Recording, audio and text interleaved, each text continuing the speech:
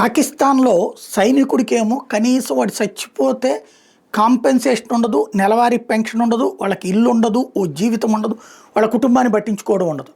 అందుకనినే భారత్తోళ్ళు యుద్ధం బయలుదేరగానే పారిపోయి దాక్కుంటుంటారు. లేకపోతే ప్రాణాలకి అరచేతిలో పెట్టుకుని వేరే చోటకి వెళ్ళిపోతుంటుంటారు, తొందరగా లొంగిపోతుంటుంటారు.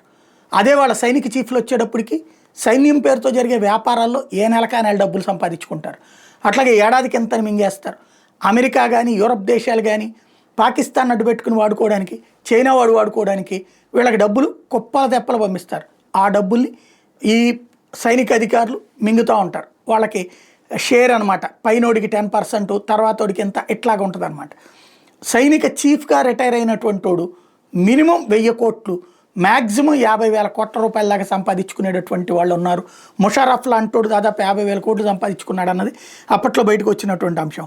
ఇప్పుడు పాకిస్తాన్ ఆర్మీ చీఫ్గా రిటైర్ అయినటువంటి జనరల్ అష్రఫ్ పర్వేజ్ కళ్యాణి, ఈయన ఏకంగా ఆస్ట్రేలియాలో ఉన్నటువంటి ఒక ఐలాండ్నే కొనేశాడట. $300 మిలియన్, రూపాయి కాదు, ₹2 కాదు, $300 మిలియన్.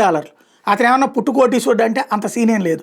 ఈయన పోనీ నెలవారీ జీతం ఏమన్నా భారీగా ఉంటుందంటే ఇతనికి పాకిస్తాన్ ఆర్మీ చీఫ్గా 3,40,998 పాకిస్తానీ రూపాయలు డబ్బులు వచ్చేది. అలాంటి జీతంతో బ్రతికినటువంటి వాడు ఏకంగా ఒక ఐలాండ్నే కొనగలిగాడంటే ఎలాంటి కరప్షన్ ఉంటుంది పాకిస్తాన్ సైన్యంలో అనడానికి సజీవ సాక్ష్యం.